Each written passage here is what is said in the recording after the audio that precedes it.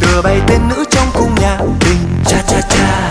Xuân ngất ngây, xuân ngất ngây, xuân có hương hoa, nàng xuân đến với bao nhiêu say mê yêu đương đậm đà. Tia nắng mai, tia nắng mai, tia nắng chan hòa, bầy lộc non biết xanh trên cành thành cha cha cha. Gió phất phơ rơi nhẹ làm rơi cánh hồng đào, xíu xiết chim non truyền cánh cây đó ồn ào. Nàng ngồi hóng tóc bên hiên nhà, chàng nhìn mây trắng bay xa mờ, tuyệt vời trong bức tranh xuân nhạc tình cha cha cha. Em ước mơ, em ước mơ, em ước mơ không, tuổi xuân má đắm đôi môi em xinh xinh như nụ hồng.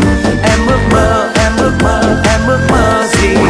Một trời xuân có chim ca vàng mừng em phú quý.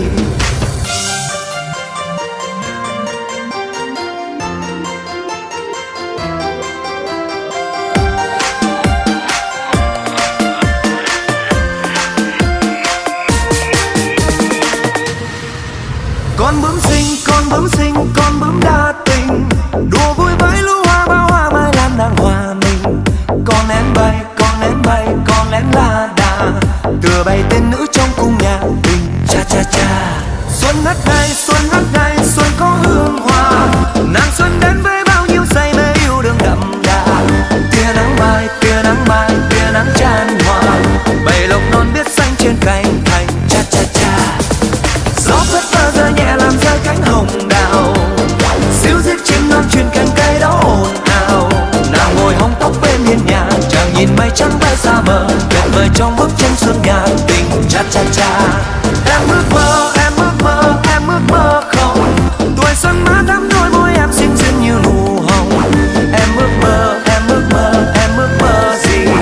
Một trời xuân có chim ca vàng mừng em phú quý. Gió phất phơ rơi nhẹ làm rơi cánh hồng đào, xíu xiết chim non truyền cánh cây đó ồn ào. Nàng ngồi hóng tóc bên hiên nhà, chàng nhìn mây trắng bay xa mờ, tuyệt vời trong bức tranh xuân nhạc tình cha cha cha. Em ước mơ, em ước mơ, em ước mơ không, tuổi xuân má đắm đôi môi em xinh xinh như nụ hồng. Em ước mơ, em ước mơ, em ước mơ gì? Một trời xuân có chim ca vàng mừng em phú quý.